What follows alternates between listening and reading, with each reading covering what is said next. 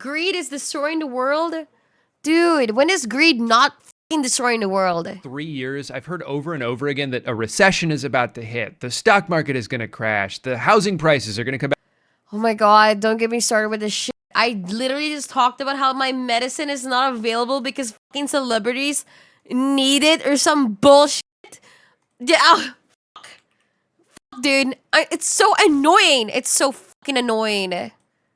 Ugh. Back down to earth any day now, and yet somehow all of these things keep not happening. And for most people, it doesn't make sense. What do you mean the economy's good? My dentist just tried to get me to sign up for a credit card. Since the pandemic, the cost of living has skyrocketed.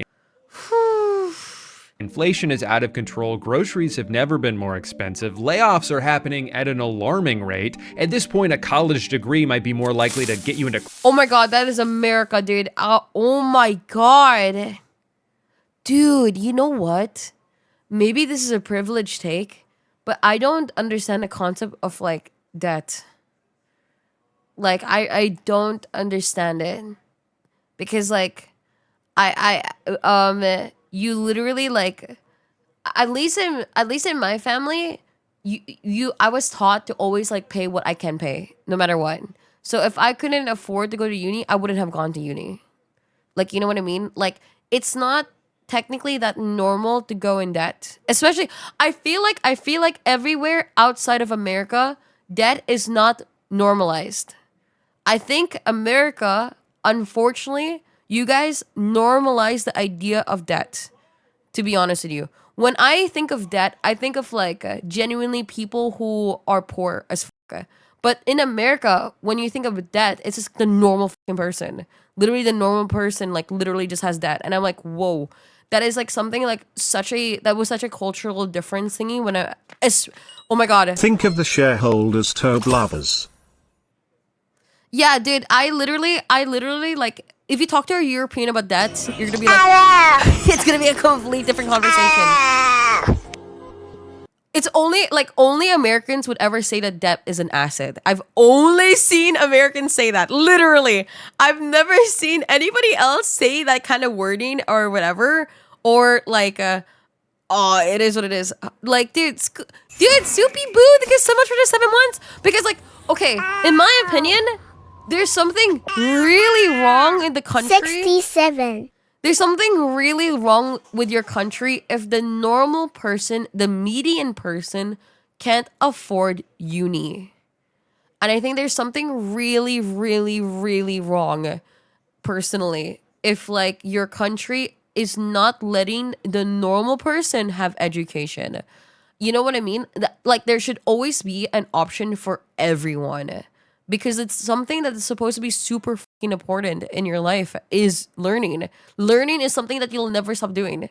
And the fact that, like, and in your early, like, let's say, like, in your early, like, 20s or, like, late teens, that's, like, the biggest point of learning, technically, in your, like, life that will define your future. I don't know, man. It's just crazy to me. Like, somebody said it was a privileged take. I 100% think it's a cultural difference take.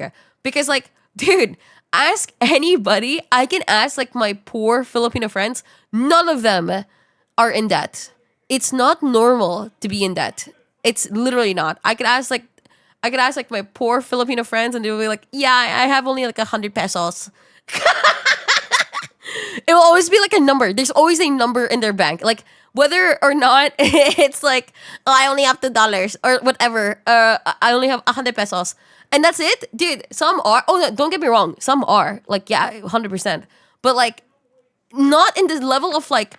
If you ask, I've seen those interviews as well. Learning is needed now even more than the past as we head into more complicated subjects: science, medical, psychological, robotics, programming. I think that's the whole reason why the US has such a high. Oh my God, this is so political.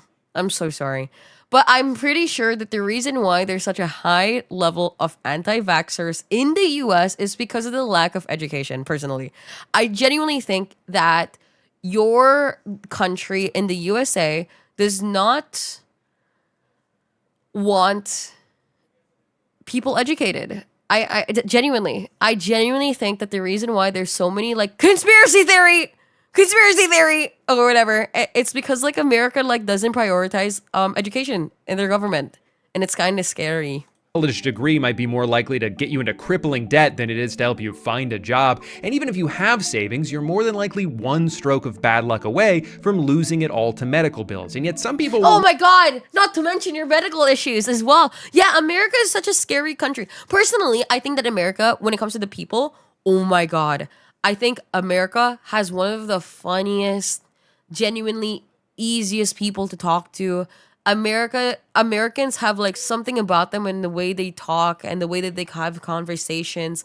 I think that they're the funniest group, and that's the reason why majority of like content creators who are the biggest are all from America. Is because like, dude, there's just something about them. I think they're just really that funny. Nemesis of Crow, thank you so much, Prime. That's the reason why a lot of content creators want to move to NA, is to be around Americans. Period. Because like Americans are really cool, but unfortunately, there are parts of like. The conversation of wanting to grow in America is a completely different conversation, though.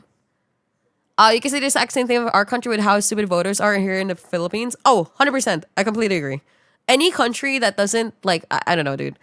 Honestly, inflation is a lot higher than 66%. You're showing 23 numbers when we had a Congress that was trying to fix things. Sheeshers. Losing it all to medical bills. And yet some people will look you right in the eyes and tell you, I don't know what you're talking about. As a very sickly person, America's like health issue thingy is so scary. I know for a fact that I'm gonna be in debt if I get sick in America, because my sickness is including with like me needing surgeries every now and then. Like how many times have I said, "Oh guys, yeah, I'm gonna have surgery soon," or "I'm gonna go under the thingy." I've had that almost every year. I've been under the anesthesia, whatever, every year, several times. I'm very sickly of a person. I have to get like checkly, like whatever.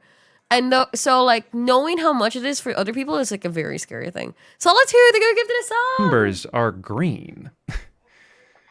Is this guy stupid? The problem is each of these people are kind of correct in their own way. This is the best the economy has ever been if you already have money. If you bought a house 5 years ago, exactly, there's a chance it's already doubled in value. If you invested in the S&P 500 in 2021, you could be up as much as 80%. And that's not like saying, you'd be rich if you just bought Bitcoin in 1973. That's just the regular stock market. You didn't need to have some genius level of foresight to be able to do that. You just needed to already have a bunch of cash sitting around. And obviously for the overwhelming majority of people, that is not the case. If you're living paycheck to paycheck, you're not thinking about the stock market. If you're in your 20s, you haven't even been working long enough to save any money to invest. You don't get to benefit from rising home equity if you don't own. Oh my God, speaking about investments, I'm so sorry, but I have all my savings just in my, oh my God. I know some person who just wish they could invest, like hates me for this. Hi, Attack on Titan. I literally, oh my God. I literally am too scared to invest. I feel like the moment I'll invest, it will like crash in a week later. I have this like anxiety feeling that the moment I put my money into anything, it will just crash. Like finally the AI bobble like crashes the moment I put money in it or something. Anything. I'm so scared of investing. I don't know, man. It's just such a scary thing. And then when you say buy land is so expensive now to the point where like if you say this like 20 years ago, yeah, buy land is 100% a good fucking investment. But like, dude, land costs so much now that like it's hard to imagine it costing more in the future, to be honest. Like, I don't know, man. Like, I don't want to think of like purchases of like, let's say a house or like lands or whatever to be an investment, because like I want to live in it. I'm not looking for that as an investment. I want to live in it. I want to like never have to sell it. Actually, I want to actually just live in it until I die, and then if I have kids, give it to my kids, and I hope to God that if they have a kid, they give it to or anything. I don't know. I don't know, dude. I don't want to like buy a house to do renting with other people. I only want a house because I'm gonna use it, because me, I'm gonna use it. I don't know, dude. But yeah, dude, oh my God, every time I get the bill every month for my credit card, or my card in general, it says my name in the bank and says like the account name, the account type, and it will always say kid starter account because I still use the bank account from when I was 12 years old, and I literally haven't changed it whatsoever, and it is what it is. And I just leave it alone. I leave it alone. And my mom is so fucking mad at me for this, by the way. My mom is so irritated at me. She's like, please, for the love of God, open some more bank accounts. If that bank like goes down under, you only keep like 1 mil pesos and then that's it, or whatever. And I am too lazy. A house. The only thing this graph represents to you is how much further away that dream is getting. Right now, the average age of homebuyers is 59 years old. What a depressing statistic. This is the problem with an economy. Wait, sorry, I wasn't listening. What did he say? Away that dream is getting. Right now, the average age of homebuyers is 59 years old. What a depressing statistic. This is the problem with an economy that disproportionately benefits asset holders. Child accounts have dog shit interest rates? What? I thought it was good enough. Wait, really? Does it actually? Does it actually? Oh my god, fuck. Instead of the people still trying to earn them. Wealth grows Without exponentially. insurance, my asthma inhaler would cost about 400 used a month, and that's just one of the medications I need to breath. I don't have insurance. By the way, guys, I have no insurance. Every time I go to the doctors, I just like, it's never too expensive in the Philippines where I'm like, oh, I need insurance or something like that. It's always like, okay, it's 500 pesos. And I'm like, oh, nice. Okay. Like, that's like, you know what I mean? And I'm like, oh, at most I've ever spent on the doctor's visit was like 1,000. Aren't even outpacing inflation, which means if your salary hasn't been going up every year, you're effectively making less money. Meanwhile, the fastest way to make $1 million is to just already have 10. The difference between with and without insurance for a regular checkup is $900. Guys, press 1 if you're from America, press 2 if you're from anything other. So I know who's like talking right now. Damn, dude, there's a lot of Americans right now, dude. Isn't it like so early morning for you? Oh my god. Good morning, everyone. Good morning, America. Shishiruse. 6 a.m. Oh my god. I should be watching this video when it's like American time. I'm not gonna lie. Like at the end of my stream. So like it's more like nicer to Americans. I'm so sorry. I feel like I'm so sorry, Americans, but like majority of the chat room are non-American. So you're gonna like see some like oh, I don't think anybody needs insurance. Or some shit. 10 million. Leave it in an investment account for a year and congratulations, you now have $11 million. At a larger scale, this is why it feels like there's two different economies happening and they're both moving in opposite directions. 50% of the stock market is owned by majority of rich people get rich over poor people. Like, let's say it's not the fact that like this is how it is actually, honestly. By the top 1%, and only 1% is owned by the bottom 50%. Don't let somebody tell you that these numbers going up should discredit your own lived experience. Don't let somebody who's benefited from untaxed inheritance or years of compound interest. Guys, does anybody else? Oh my god, this video has been only like 2 minutes so far, and I've like I think I've talked for like 15 minutes already. I'm so sorry, but this is such a huge topic. You know what I mean? It is such a humongous topic that like it's a hard topic to talk about. It's hard. But guys, do you ever lay down in your bed and you're watching TikTok and you're scrolling through and then you see that video of like, how much money do you have in your bank account? I am so addicted to those. Genuinely, I am genuinely addicted to those. And I like look through it and I'm like, no, you don't watch it? Really? Okay, well, I do. I really like it. The college ones, any of it.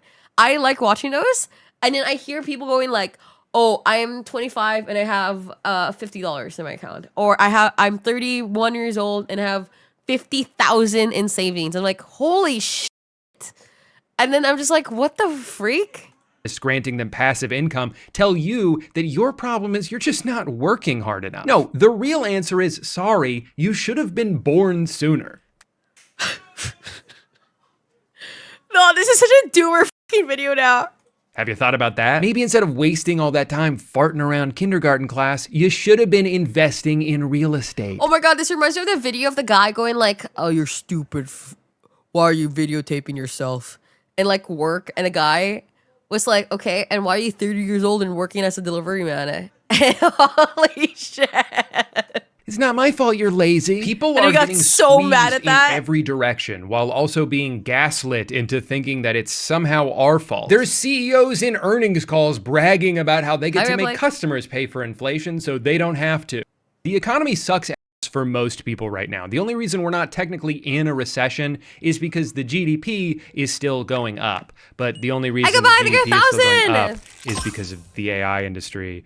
As an American, I'm glad to have you as my morning routine. It's always a pleasure to hear you at the start of my day, Demenishki The reason that even looks as good as it does is because a handful of companies are just like passing money back and forth. But oh my god, the fucking AI bubble. Ugh. There's no recession. You're hallucinating that. Because the AI industry is now single-handedly propping up the entire global economy, there's really only two paths forward. Worst case scenario, turns out it is all bullshit. The bubble pops in spectacular. Guys, I'm so scared of my RAM like actually like breaking right now. Like, I've never felt this like way of anything before, but like right now I'm having like genuine anxiety of like what happens if my RAM breaks? What happens if like something happens where I need to buy a new PC? Like, I'm so freaking scared about that. Bro, how do you think I feel? Fashion, yeah, trillions of dollars of investments cannot get paid out, and everything goes up in flames. Or best case scenario, a few billionaires get even richer. Wait, is that what we're hoping for? All right, you're gonna have to bear with me while I go on another AI rant here. I know I do this like every 6 months, but it's not going away. It doesn't count as beating a dead horse. Guys, in my opinion, there is no, oh my god, generative AI has no practical uses other than laziness. When you talk about AI, I think anything to do with like creating an image or creating a video or doing anything around that topic, I think has no actual added value to the world. And I genuinely think, but when it comes with AI, in the talk of like helping your workflow, or whatever, that's really nice. I really like AI when it comes to like helping you work, making human production easier for the worker, right? Let's say you're editing a video and AI makes subtitles for you. Oh, I like that. I think that makes like the boring easier like that. I like streamlining workflow better for the user. Anything with that, I'm full on support for.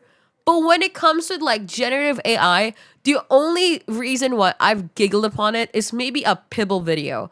Or like I scrolled through Twitter and I saw a Charlie Kirk video, and it was like the funniest like edit I've ever seen of him.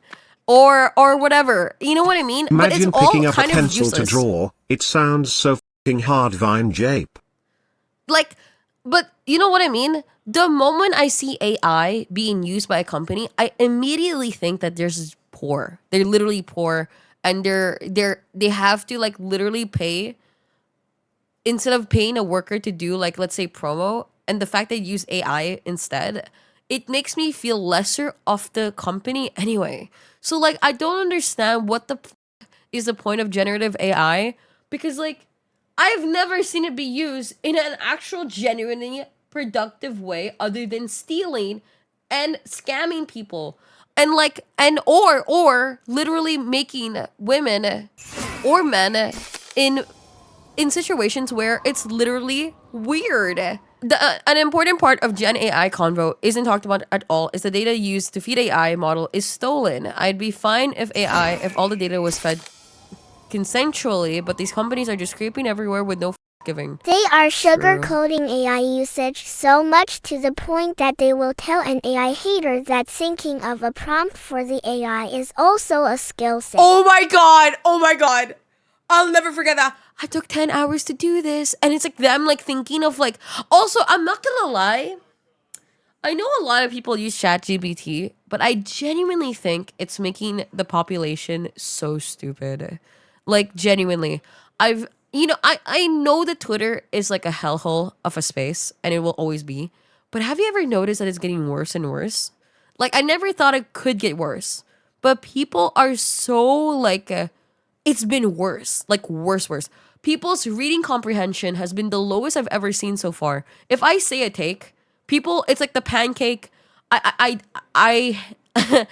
don't like pancakes, so you hate waffles, like kind of thingy or whatever.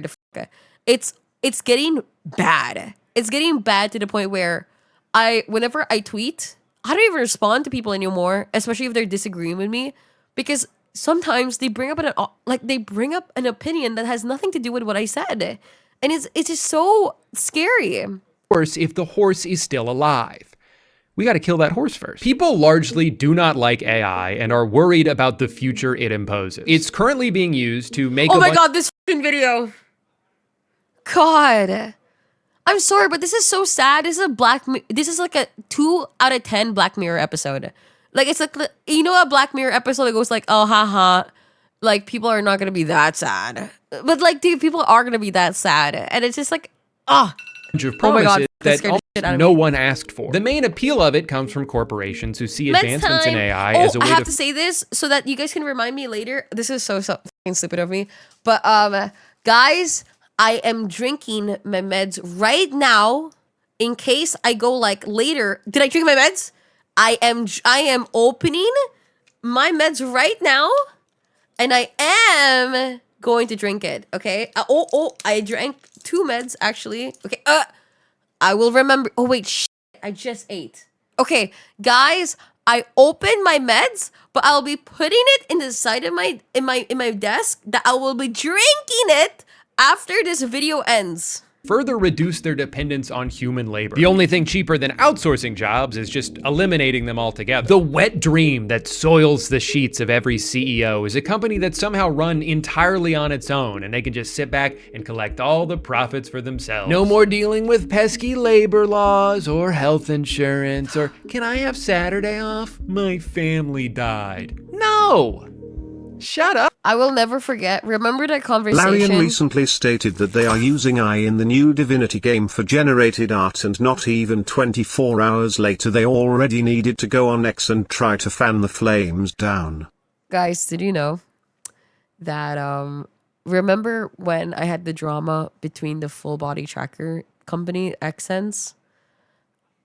After a month and a half of waiting to have a support call, a month and a half, and they're already literally late to the support call, and I'm like, and they got the timing wrong again, and whatever. They told me literally, oh yeah, the person is going to be in a call in like 30 minutes. He just came out of a funeral. One, why would you even say this to me? Like, why would you even say this to me? I already waited a month and a half. I spent fucking $10,000+ on this shit. And you're trying to make me feel like shit for like wanting to have a fucking support call? And then like, dude, it was just so awkward too. Like, it was just so weird. It was so weird. You know what? The only reason why I'm not saying like, okay, then release the fucking emails or whatever like that is only because I feel like they're gonna try to like, I don't know. I don't know the legal, like, you know, I don't know the legal, you know, stuff about it. And honestly, I just don't want it to be like a thing where I have to like showcase a Google Doc against a company. I don't want to end the year with a Google Docie on a company, okay? Like, dude, I just don't. Hello everyone! I'm having a special Christmas plushie drop of one of my mascots, Boomy. This will be available until December ends, so do not worry. There's a lot of time to buy your own little Boomy. Much love everybody and happy holidays. That's the eventual goal, and why they're all pouring billions of dollars into Nvidia chips and data centers and cool shirts for Mark Zuckerberg. And in the meantime, we're stuck with ChatGPT, a humanized Google search designed to affirm whatever belief you share with it, even if it's incredibly dangerous, or generative video apps that are already— Yeah, there is no use for this. You know, the Google one, I hate personally. I really do not like this. I think it's good. The reason why Googling is good is because you have to check multiple sources. Whenever you Google something, you click on multiple links, you read about it, because you just want to double check on your whatever you're searching about it, and you're double checking whether or not the things that you're reading is factually correct, and you're going through information, which is good. This is really good for you. It's going through information and genuinely reading multiple things before you get an opinion on something. But now people just Google once, and then they have like this AI summary and think that that's it. That's 100% it. And that's really not good. Chips and data centers and cool shirts for Mark Zuckerberg. And in the meantime, we're so stuck sick. with ChatGPT, a humanized Google search designed to affirm whatever belief you share with it, even if it's incredibly dangerous, or generative video apps that are already being used to trick people into thinking something happened. I use AI to I've been summary paying a for a lot. private search engine, Coggy, cause I don't trust Google anymore. It's tiring. I use AI to summary a lot. Yeah, but that's after like you already are done, right? I mean, okay, here's the thing. I think that AI summary is fine, but it shouldn't be the first thing that you see when you Google something. It should not. It should be like the old way. And then if you want the AI summary of that thingy that you're wanting to search for, it should be an optional thing. You know what I mean? If you want the AI summary, it shouldn't be an automatically thing there. That didn't actually happen. Awesome technology. I'm so glad this exists. And I think the best thing we can do to fight back against AI is to simply not engage with it. The problem is, even if you don't use these tools, if you live in certain parts of the country, you might be paying for them. There's been a lot of really good investigative journalism done on all these new data centers that are Oh my god, popping up yeah. around Have the you seen country. this? Oh Who's my funding god, them this is and who's getting crazy. screwed over Have you in the ever wondered why? Maybe, just maybe, if you look at your electrical bill from compared to like 1 year ago to today, it's not the same. process. For example, some residents in New Jersey who noticed that their power bill kept going up, even though they were actually using less electricity than usual. Well, it turns out it's due to an overall supply cost. Basically, when the total amount of electricity usage in an area goes up, power companies tend to pass those higher costs onto their customers. And for the Have you guys heard about the French and how they have like way lower cost of like electricity now? Like I think it's like you only pay for like a 10% of what they used to, because they're using like nuclear energy, like 80. God, I hate when the French wins. But like, dude, they're literally winning right now. They are winning in life with that. Oh my god. That should be illegal. What do you mean that should be illegal? Nuclear power? I genuinely think that nuclear power is so fucking good. It's so good. It should genuinely be everywhere, personally.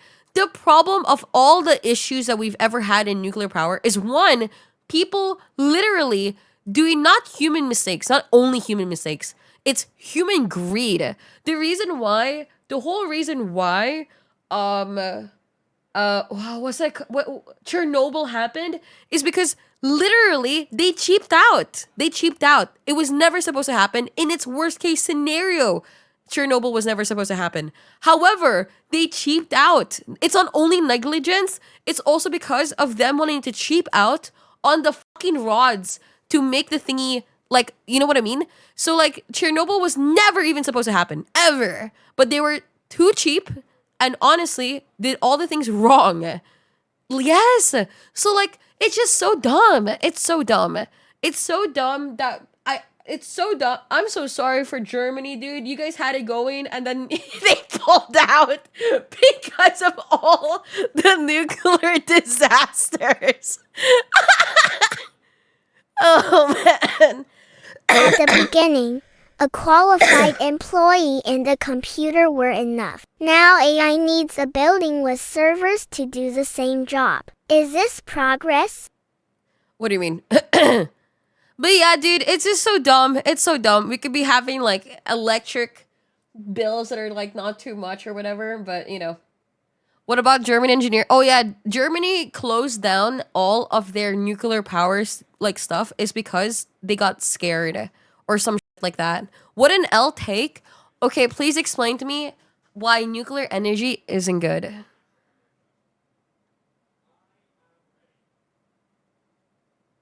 Why is it always like this? It's always like this. What an L take. And then they couldn't even explain themselves all the time. It's always like that. I think that people, I genuinely think that if you're against, because you waste a really long time. Past several years, electricity usage has been skyrocketing, with over half of that increase Dude, guys, I'm sorry to say, but if you really do your research with nuclear energy and etc., it is literally the waste from nuclear energy is a lot less than what you use when you do coal, or if you do coal, or if you do like mining or stuff like that. It's literally less wasteful. It's genuinely, one, it's a lot safer. It's technically a lot safer for people. Like it is.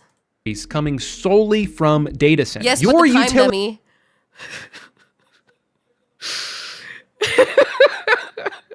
Fossil fuel like literally makes more in deadlier waste than nuclear. Yeah, doesn't it not? Does it not? Am I being like, am I wrong about this? Maybe I have to do my research again because like I'm pretty sure that's actually true. Nuclear hate is the biggest oil princess propaganda ever. Dude, real, dude. Actually, real. I genuinely think that the reason why you see nuclear hate is because oil like companies are trying to like do another bait, like a fucking like fear mongering or something like that. Bro, I swear to God, if you guys knew what companies did just so you could still use something. Let's say, oh my God, people are finally quitting cigarettes. Guess who had started vaping out of nowhere? But I don't know, man. Oh my God, people are finally stopping to use sugar too much. Wait. Like, dude, there will always be like a little like always something just to get your little bit more money. Guys, everything is about money in life. And no company is for you. They're for money. If they can get more money for you, it's a W for them, even if it's in an expense of you. Bill is going up because Elon Musk wants to pretend to have a girlfriend. You see, AI doesn't just exist in some theoretical space. It has to some views, like you said, 3 months.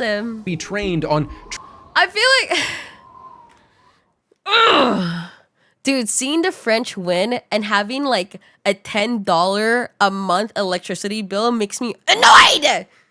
Trillions of gigabytes of data, and that data has to be stored in a physical location. To power this, it requires an absurd amount of electricity, which generates an absurd amount of heat, which then requires an absurd amount of water to cool off. Most of these buildings use over 1 million gallons per day, roughly the equivalent of 10,000 people. This would be even more problematic if they were being built in areas where water is extremely scarce. So we should be good as long as we don't build a bunch of them in like the middle of the desert. Whoops. But to be fair, they are extremely efficient about it. They don't just use the water, they also poison it. Every part of this process is wasteful and destructive, and this is only the beginning. AI is still a relatively new phenomenon, so we're only just starting to see the effects of this. But the Department of Energy projects that the percentage of electricity used by data centers could nearly triple in just the next 3 years.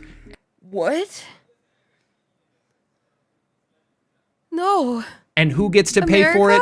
We do. It's hard for me to accurately express how The thing is, infuriating nuclear this power is needed to bridge the way to absolutely clean energy. But now we are so scared of it because of greed and the tsunami. Oh yeah, the tsunami, holy shit. Undertaker's are Plus you for can 5 make months. ammunition from depleted uranium Deme's big W. The giant buildings that The giant enemy spider. He. Sorry. power Chicago Fire Tier stupid. 1. technology are being subsidized by people who just happen to Was that live good? near Guys, was them. that a Oh, but good hold on, impression? because they're technically contributing to the operating costs. So does that mean that they get to share in the eventual profits? No, of course not. They're more like involuntary investors, doing it for free. Or really, worse than free, because a lot of them are being kept awake at night by the deafening hum endlessly emitting from the factory sheltered in the backyard of their homes that have now surely plummeted in value as a result. But hey, at least Oh my gosh, you know what? In the UK, there is this neighbor that would have his house like having this ring, like, oh my God, for hours, literally hours upon hours. And I'm like, what the hell is going on? But like, dude, it's just crazy. Anyway, I think the censor thought that somebody was like breaking into the house and nobody's turning off the goddamn alarm. they're doing all of this to make a product that hopes to replace 80% of humanity. It's What? not enough that these people already own everything they could ever want. They could so easily afford to pay for these things without even noticing that that money is gone. But why would they do that when they could simply have poor people pay for it instead? Because nothing will ever be enough for them. You know, when a rich person makes some shady deal to screw over the working class, people will joke that they just need that money to buy their 4th yacht. And like, I don't even think it's that. They could buy 1,000 yachts and still not run out of money. They don't want to spend their wealth. They just want it to get. Have you guys ever noticed that you never, even if Gabe is a literal billionaire, you never see him in these like photos. You know why? Because he's actually cool as fuck. And he's actually made a product that's for the people and got rich out of it. Bigger. It's the same obsession with seeing number go up that keeps me And he's just having fun with his yachts. addicted to old school RuneScape, except the only life that's ruining is my own. What they have is a disease. They have been scourged with the blight of insatiable greed, cursed to an endless pursuit of wealth that will DJ never Ender, bring thanks for them 3 true months in happiness. advance. I would almost feel bad for them if they weren't actively destroying the world in the process. One of the most frustrating things about this problem is that if you even try to suggest that maybe these guys should just have a little bit less money, like you guys can still be rich, whatever, just turn it down a notch because you're kind of making shit terrible for everybody else. You're treated like you're crazy. No, this is the American way. If you don't like it, then leave. And yet these ideas aren't radical. They're not even new. Most people who advocate for a more progressive tax system are only calling for a return to something that used to exist in this country. Oh wait, what? Really? We just forgot about it. So I think it's important. Are you serious? As someone who recently got an AI facility like 2 miles from their neighborhood, can confirm this shit is actually ruining everything around it. Oh my God. Important to do a little history lesson here. If you can believe it, there was a time where the America used to tax the rich at 60 to 70%, and they just stopped doing it? Whoa. working class in this country actually had it really good. And it was mostly because things got so bad during the Great Depression that the government was worried about the country collapsing. Thousands of banks had closed. Trump stopped it? Of course the fucking billionaire would want to stop that, right? Millions of people lost their entire life savings. Unemployment peaked at 25%. So in fear of a revolution happening, the government was like, all right, fine, we'll give you livable wages. Just please put that musket down. I don't like the way you're looking at me. So the New Deal was born, and with it came Social Security, better labor standards, the right to unionize, a national minimum wage, an 8-hour workday. And over the next 2 to 3 decades, America became the most prosperous country on earth. Productivity skyrocketed and wages rose with them. Extra profits. Oh, this was a time of like, America was genuinely, dude, America is genuinely, could be genuinely, if they weren't so, Sharky J get tier 2 for 3 months. I genuinely think that if America didn't have a businessman as a president, I feel like America could be like number one. weren't just redistributed to employees, but their employers were proud to do it. They would brag about how lucrative it was to work for them. Look, 37% of profits went to our employees last year because this is a team effort, and when we win, they win. In 1943, Johnson & Johnson puts out this mission statement that's like, here's our list of priorities in order. Customers number 1, we gotta make good products. Employees number 2, everyone who works here needs to feel valued and respected. Our community number 3, Wow. we all wanna live in a better world. What the and as hell? a company of our size, we feel like it's our responsibility to contribute to that however we can. And finally, all the way at the bottom, our shareholders can just have whatever's left. Of course, we need to make a profit to survive and grow, but that should just come naturally as a byproduct of focusing on these 3 tenets. Compared to modern corporate standards, this is all such a foreign concept that it almost sounds like it's coming from a fictional universe. But this actually happened. This was just America 70 years ago. Now, during this time, what do you think the tax rate was on the wealthiest Americans? God, did you know that the Philippines used to be such a wealthy country? Literally, the Philippine peso used to be 2-to-1 to the USD, and also not to forget that Philippines used to be like the central. I'm pretty sure. It used to be like one of the central, like, if you think of Asia, you'll also think of the Philippines. Like, the Philippines was a prosperous country, full of like, gold thing, like so many things. It took one president. It took one bad president.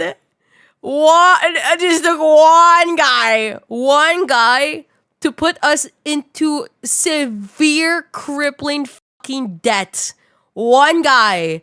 Just one guy. And then boom, we never recovered ever again. And we became the most like... dude, it's just so sad. It's so sad. Whenever I read the books about the Philippines and stuff like that and what it was, oh my god. It's so painful. It's like genuinely so painful. Manila was the pearl of the Orient. Yeah, dude, oh my god. Oh my... It's painful. It's so painful. For reference, in 2025, the highest income tax bracket is supposed to be around 24%, but because of how many ways there are to circumvent the rules, it often ends up being as little as 3%. For someone like Elon Musk, who doesn't take a salary from Tesla and instead just owns a large percentage of its stock, as long as he doesn't sell any of that stock, then technically there's no income to tax him on. Now, he can still leverage the value of those stocks to make purchases, you know, like how money works, but it's still not taxable because of the rules. This is how people like him and Jeff Bezos can be, So in much terms of net loopholes. worth, 2 of the richest people on the planet, and in some years pay $0 in taxes. In the middle of the 20th century, the tax rate on the ultra wealthy was not 3% or 20% or even 50%. It was between 70 and 94%. Holy shit. It honestly sounds crazy, but even a lot of the people Oh my god.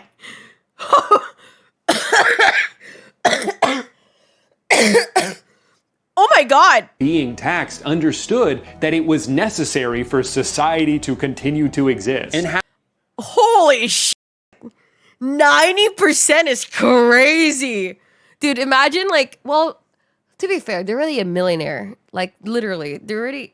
To be fair, that's the time, when you think about that time, that was the time of when you could buy a house for $12,000.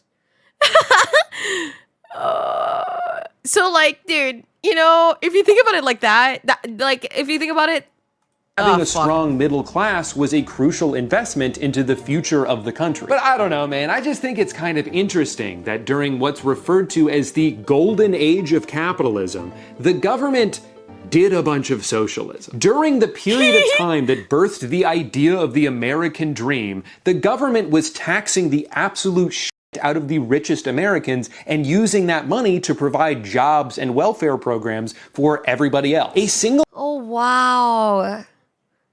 income household working a regular job could afford to start a family, buy a house, send their kids to college, and retire Oh my god, this is what they're talking about when they talk about the American dream. at a reasonable age. No wonder people who grew up in gush TSW, a about boomer looks at a house and says, yeah, that looks like it costs $35,000. capitalism the way they do, because for them, it was great. But at this point, it is disingenuous to use that time period as the example for why capitalism works, because that version of it stopped existing a long time ago. The generation of people who started as beneficiaries of a more equitable system changed the rules once the roles were reversed and they had the power. So what the hell happened? Everything was going great. What changed? Well, there were a lot of things, obviously, but one of the first big dominoes was the US's involvement in the Vietnam War, which was expensive and deadly, but to be fair... This is going to be a really stupid question, but can somebody give me a TLDR of what socialism is? Also like just a run back. And this had long-term ramifications. America had been diverting so much money away from manufacturing and towards defense that it opened the door for other growing industrialized countries. That is a dangerous question. Equity for all? Take from the rich, give to the poor, essentially? Ask AI. Great. Socialism is an economic and political system advocating for social, public, collective, or cooperative ownership and control of that means of production. Interesting. Do not ask random internet chats to define socio-economic systems for you. Of course I'm gonna Google it. Don't get me wrong, I'm gonna Google it. But I'm just gonna ask chat because, like, whatever. Past them. More and more products were becoming cheaper to import than they were to produce. This led to factories getting shut down, unemployment starting to creep back up. A recession hits, and we're now facing a pivotal fork in the road in the late 70s. Either we could go back to what worked in the past, prioritize the working class, reinvest into our own infrastructure, try to help lift people out of poverty they've fallen into through no fault of their own. Or I feel like socialism can only work if you actually trust your government. And what government can you even trust anyway? We say, F the government. We don't owe you shit. We're stupid, isn't that right? I don't even know my own name. Exactly. The deal is you pay taxes and we don't do anything. And you like that, right? They like that? Sounds good to me. The prevailing philosophy throughout the 80s became trickle-down economics. The logic being, oh man, these... Socialism is when... Oh, wait. Socialism when meant for production is owned collectively or by the government. Oh, I'm gonna Google it. Great. I love getting an AI fucking whatever. A political and economic theory of social organization which advocates that means of production, distribution, and exchange should be owned and You just sent me to Google. Who said wrong over the literal thing? They lowered the corporate tax rate from 70% That is exactly what he said. to eventually 28%. Then companies will use all that extra money to pay their employees more. I mean, if there's one thing we know about rich people is that they're always looking out for the little guys. Now, for some reason, this hasn't worked out yet, but it's only been 55 not years, the government. so the jury's still out. See, I would argue that part of the reason why companies in the 40s and 50s were so generous with their extra profits was because the tax rate was so high. I mean, think about it. If you're faced with the decision between giving a huge chunk of money to the government or redistributing it back to the employees who helped you earn it in the first place, you would be much more likely to do the... Wait, restart.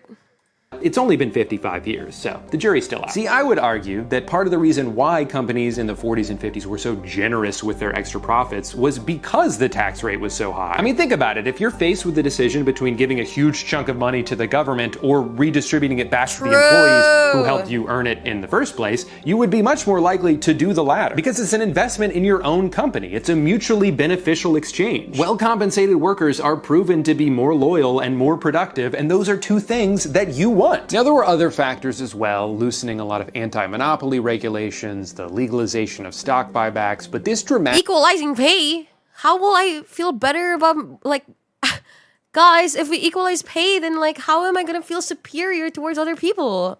Radically lower tax rate is a big reason why the 80s serves as the dividing line on just about every economic graph you could look at. This was the beginning of a long and continuous transfer of wealth from the working class to the top 1%. And while it would be very easy to just blame all of this on then President Reagan, that would only be mostly true. Sure, this new approach opened the door for more exploitation and greed, but you still needed a few scumbags willing to go through that door for the evolution to be complete. And nobody sprinted through it faster than one man. The real life...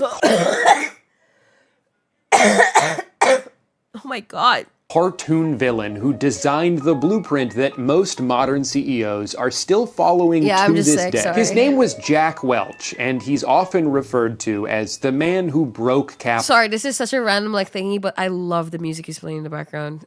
Fire.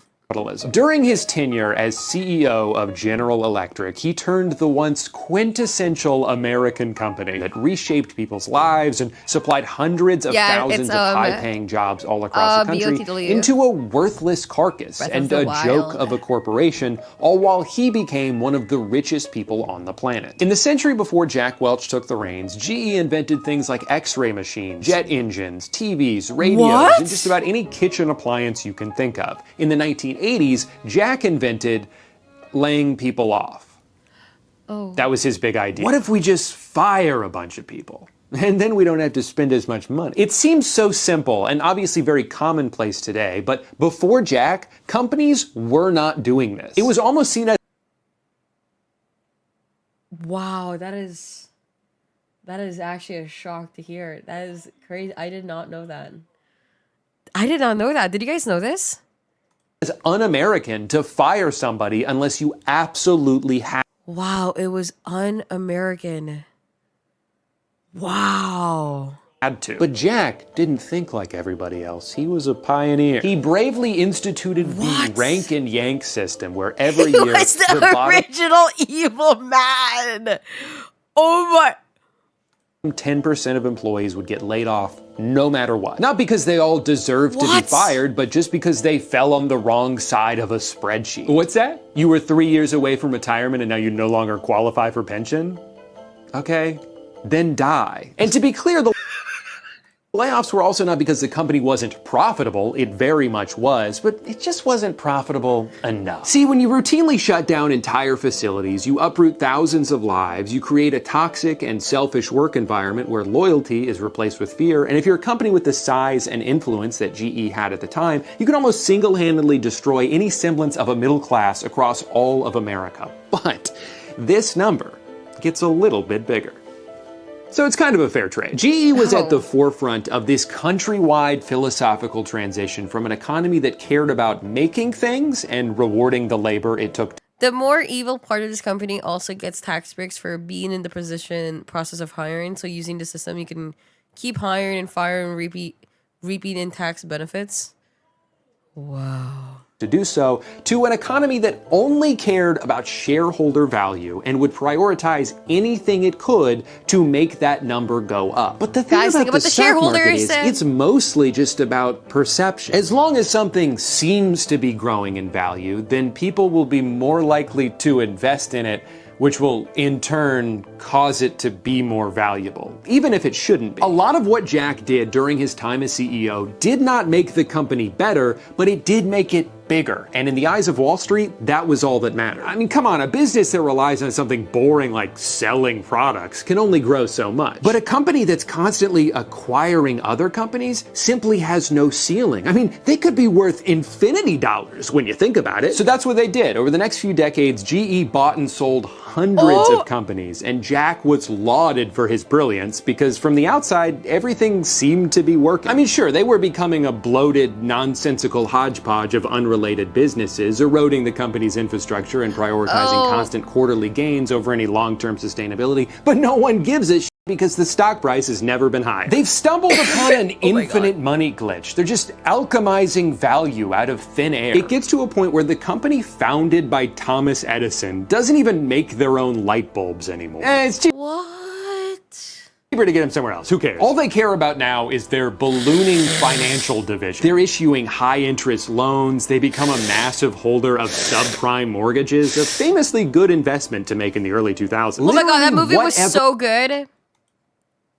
This movie was so good. Investment to make in the early 2000s. Literally whatever it took to juice the numbers, that's what they would do. After about 30 years of short-term decisions that received instant gratification from shareholders but were gradually making things worse for the company and its dwindling number of employees, GE had become severely overvalued. And it wasn't until right after Jack retired with his $400 million severance package where his successors stepped in and were like, Wait, this doesn't make any sense. the time bomb Jack planted explodes in their faces, and GE spends the next 20 years slowly bleeding out. And at this point, they couldn't fall back on just like selling microwaves because they'd been cutting corners on production so long that nobody wanted to buy any of their shitty garbage anymore. And of course, they had fallen way too far behind on innovation because they spent all their money on acquisitions instead of research. By 2021, the company that helped bring electricity to America was mercifully laid to rest into 3 separate institutions, none of which have come close to It's almost like greed is destroying the world. Am I right? the dominance or influence that GE once had over the American economy. But here's the thing. You know who isn't affected at all by the cataclysmic downfall of General Electric? Jack Welch. Because he's dead now. He already got to live his entire life of luxury and adoration without ever having... Guys, what does it matter? I mean, like, hey, at least he grew up in being the richest guy in the fucking world, right? Jesus Christ. That guy. To deal with the fallout caused by his actions. He took control of a building with a rock-solid foundation and just kept scrapping it for parts until the only thing left for it to do was collapse under its own weight. But by that point, he was long gone. I believe that this is the goal of those who now follow in his footsteps. They don't need... This is like the greed they talk about in the Bible, but never even this bad, to be honest with you. This is like actually a level of greed that I can't even conceptualize how greedy this is.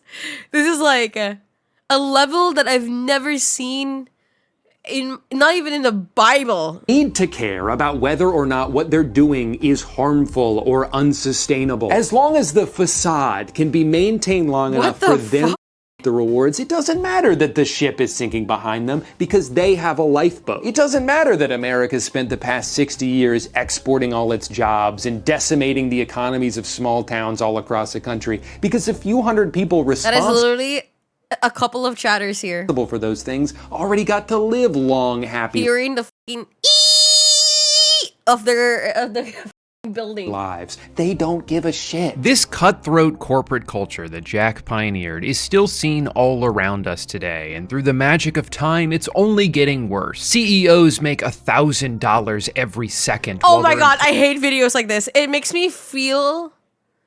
I don't know, the way that it makes me feel is just like, I can't even put it to words.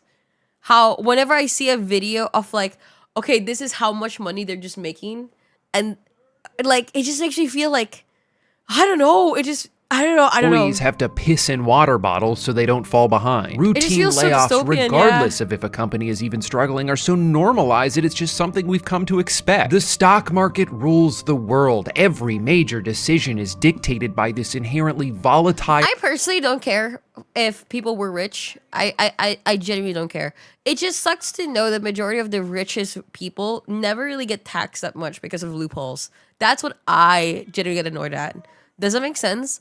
Like, I just get really annoyed to the fact that like they're just using the craziest fucking loopholes, and they're not actually genuinely paying taxes, and they're not actually like, other than the economy, they're not actually like helping, you know, the country or whatever. I don't know, man. And short-sighted metric, and look at where that's gotten us. Millions without jobs, an enshittification epidemic, and a concentration of wealth that should be seen as a threat to humanity. Even while owning everything, billionaires live in fear of losing it, so they weasel. I just don't understand, like, $1 billion is so inconceivable. Even 1 billion. 1 billion could be set for you for generations if you're just not greedy and buying, like, I don't know, yachts or some shit. It's such an inconceivable number that it's so hard. It's so normalized in this economy now for, like, oh my god, somebody's like a billionaire. But now we even have multi-billionaires. Like, literally, like, isn't Elon Musk right now 600 billion? That is so inconceivable. That's an amount of money that's so inconceivable. It's just, I don't know, man. It's just, I don't know. It's just a crazy thing.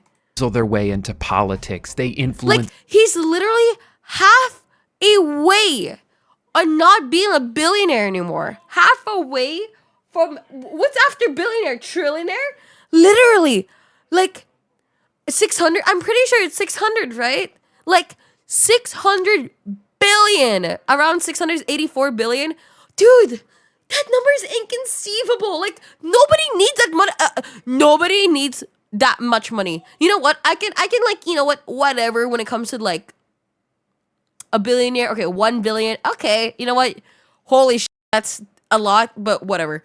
But a multi-billionaire is so insane to me. Like, dude, Elon Musk is not even 300 million anymore. He's at 600 almost. Or like even higher than 600. That is, oh my God, that's so, Elections, they buy policy changes. They use their wealth to reshape the world to benefit them even further. They try to control narratives by buying up news outlets. They can dictate what's on our social media feeds. They spend an enormous amount of resources on pitting us all against each other. no, that's so inconceivable. I'm trying to think of like 600 billion.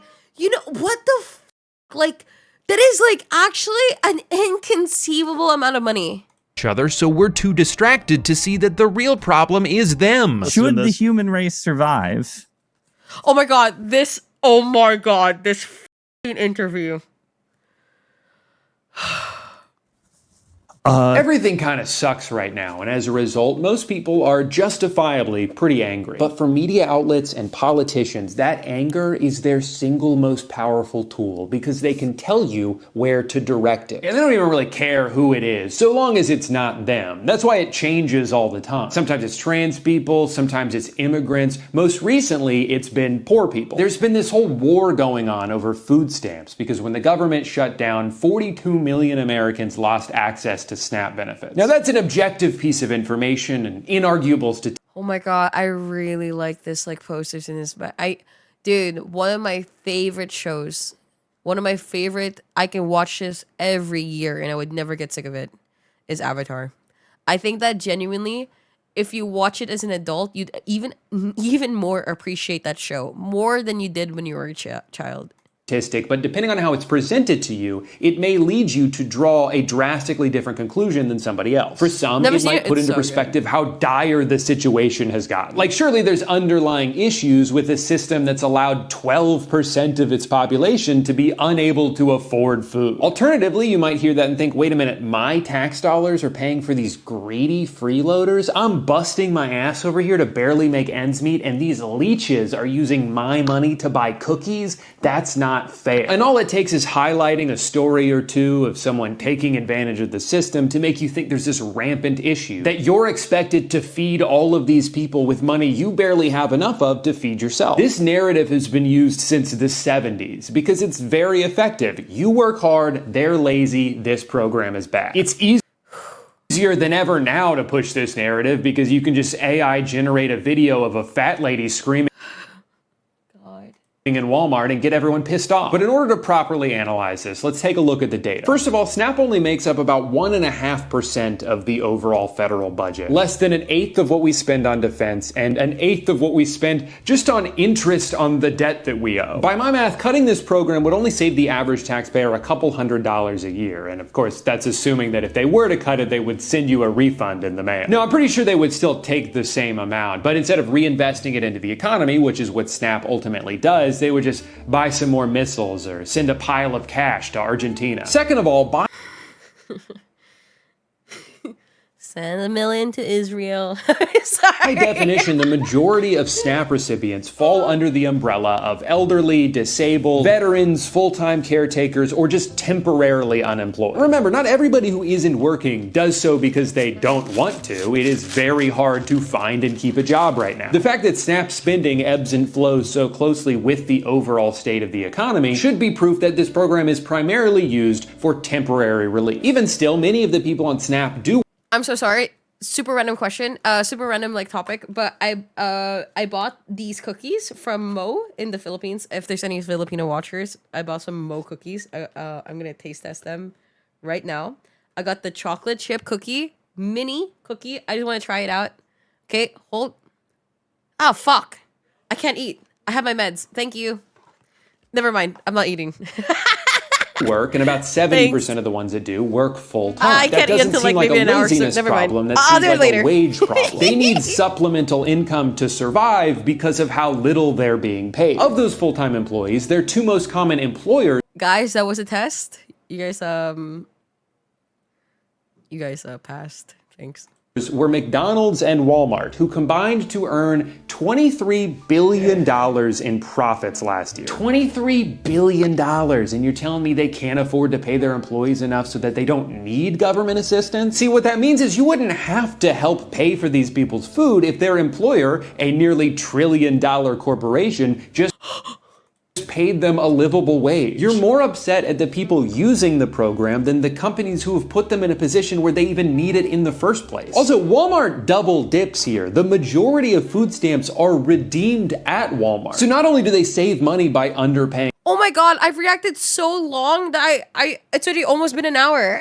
Let me just drink my meds already. Oh my... their staff, but their revenue then gets subsidized by this program because that's where people tend to use it. Final statistic, about a third of SNAP recipients, over 12 million of them, are children. What's the argument there? Are they not working hard enough? What, you don't want to get a job just because you're 7? Like, can we stop for 1 second to think about what you're saying here? You have let somebody convince you that in this situation, the only way to make your life better is if 12 million children starve. So I want to ask, who is more to blame here? A bunch of kids who got born into poverty, or CEOs with more money than anybody could spend in 1,000 lifetimes who expect you to solve the problem that they helped create? For some people, it doesn't matter what you say about capitalism, they will still go to war for it. Even if it's Guys, I have a question. This is gonna be a really like political question, but like just a genuine consent. This is like a genuine question. Okay, here we go. What is the point of creating political parties being left and right or whatever instead of focusing on like things and subjects of whatever? Why do we do the left and right shit instead of like there are things to divide people? I genuinely dude greed, it creates division because like in my opinion when it comes to politics, shouldn't it be like about specific like situations? Like, are you truly, just because you're left, you have to be true left or whatever, and like everything of your like opinions have to be left, like more left or whatever, instead of like, oh, there's some things that I agree with the left side and some things I agree with the right side or whatever. Why couldn't it just be a mix? Like, oh, why? It's by law, Demi. If it wasn't left and right, it would be people versus government, and they don't want that. I don't know, dude. I think the whole forcing like only two like instead of like it being a spectrum of opinions The or whatever, parties was it made feels to like seize they're making power it black and and white. avoid issues as much as possible. Like I don't know. I don't really. I hate black and white thinking. I think black and white thinking is so lame. I don't like it. It's not working for them. To my understanding, there was never even supposed to be two parties. Interesting. Statistically speaking, it's probably not. You'll try to criticize them. I feel like because of the creation of like these two main parties when it comes to like American politics, it forces you as the politician have to pick a side. You have to. It's either you have to be leaning towards left or leaning towards right. It's never in the middle, or else you're not pushing your politician vibes to the people as hard as you would be if you were pure right or if you were pure left. And then now it's just like some stupid like instead of it being like opinions, it's about whether it's left or right. I don't know. Billionaire who's not paying enough taxes, and people will defend them like, hey, it's not their fault. They're just taking advantage of loopholes like any smart business person would. And you're like, okay, so then we CGP Gray did a video about this. Interesting. I don't know, man. It just You know it who feels is like rich, has $1 million worth yacht, and nobody holds it against him?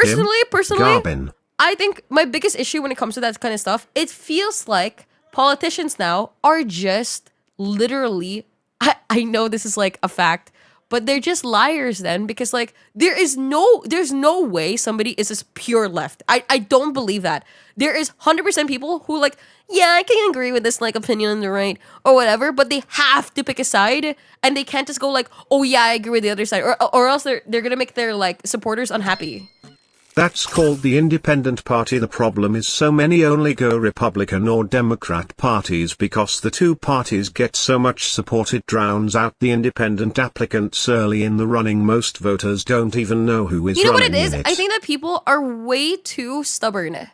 And the moment that like you pick a side, you're gonna see this group of people. You're gonna see this like, imagine being the right side, and then you're gonna see this group of people, leftists, and then you're gonna be like, these goddamn leftists, these woke motherfuckers, or some bullshit, or some bullshit like that, which makes the fucking community so divided that it causes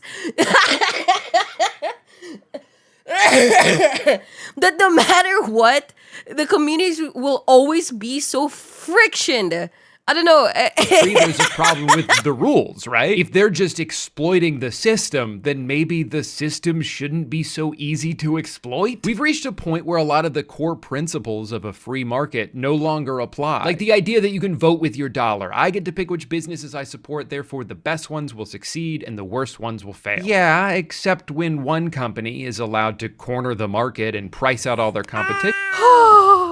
Suddenly there isn't any. And we would have small businesses tell us if they walked into a Walmart or a Costco, the retail price at those stores, the price on the shelves at those stores is lower than the wholesale price a small. Yeah, because they can afford it. They can afford losing money in some areas just to be better than another company. It's so sad. It's so sad. Business is getting. And so there are huge disparities here. And that's now feeding into itself, right? The more dire the economy is for everyone, the less freedom they have when they're deciding what to pay for. Amazon is certainly not the only place to buy things, but historically speaking, it's almost always the cheapest and most convenient. So how do you convince somebody who's also been forced to pinch pennies due to their own circumstances that they need to spend more time and money buying that same thing from a local mom and pop shop when they could just click 3 buttons and have it magically appear at their door in 3 hours? It's not even really fair to impose that because that person is also struggling. But then the cycle continues. The small business closes, Amazon and Walmart extend their reach even further, and once all competition is defeated, then they can just raise the prices to be whatever they want. They can train an algorithm to charge you the maximum price they think you'll pay at any given moment. Now, one of the most common what? They do that? Here, if you bring up the idea of raising taxes on the ultra wealthy, is that, well, if you do that, they're just gonna leave. First of all, no, they're not. I didn't know they did that. Oh, That's a bluff they've been using for years, perpetuated by media networks owned by, you guessed it, rich people who don't want their taxes to go up. Sure, a few of them might leave, but the kinds of people who are willing to go to the trouble of moving their entire business from New York City to like Kissimmee, Florida, are probably already doing everything they can to avoid paying any taxes at all. It doesn't seem like a very productive mindset to cater to this parasitic minority at the expense of everybody else. Second of all, oh my God, can we grow some balls here? You don't understand. True. They're not gonna like it if we raise their taxes. Do you hear yourself?